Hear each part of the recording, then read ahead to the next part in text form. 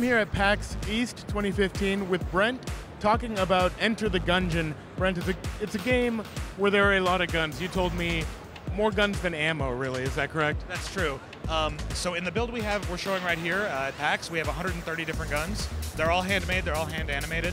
By the time we release, we hope to have somewhere between 200 and 230, somewhere in that range. It's a lot of guns. Can you tell me, you showed me some crazy ones. You showed me a beehive. You showed me an oil slick. Can you talk about some of your favorite guns in the game? Sure. One of my personal favorites is it's a unicorn horn, and it shoots a rainbow beam out of it. And while you shoot it, it plays like a cute little song. It's really funny. The beehive is another personal favorite. Just seeing your character shake the beehive and the bees come out is just really funny to me. Of course, we have serious ones too. We have a chain gun rocket launcher that I think is really powerful.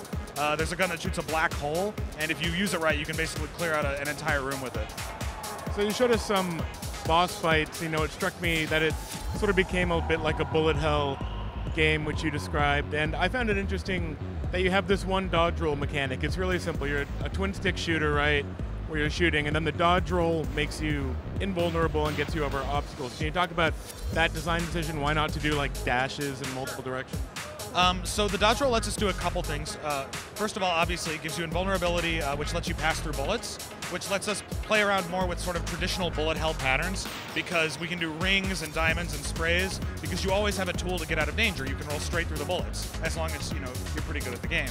Another thing the dodge roll, as opposed to like a dash, would let us do is the first part of the roll is sort of this leap that gives you a little verticality, so you can leap over pits, which lets us do sort of pseudo-platforming little elements to the game as well. So we have one room in some of the later floors where it's a lot of little platforms that you have to jump between.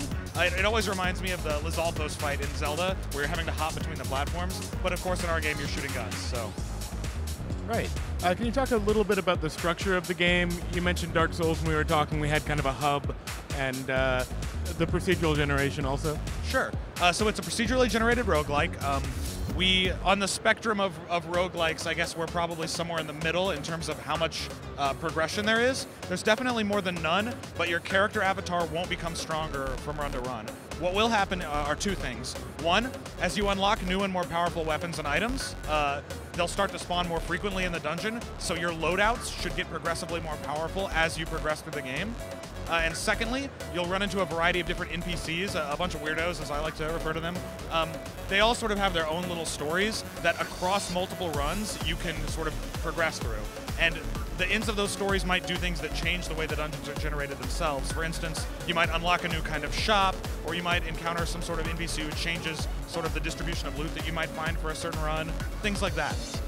Cool, so you're not out right now, Enter the Gungeon, but are you planning to come out soon? Is it almost ready?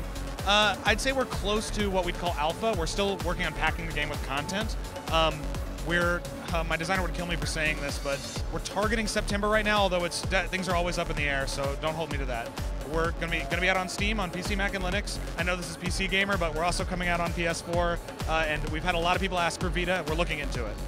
Well, we will play it on PC, and Brent, thanks for talking to us. One more thing before we let you go, we have this ASUS laptop that we're going to give away, and if you could sign it, that would be great. Yeah, I'd love to.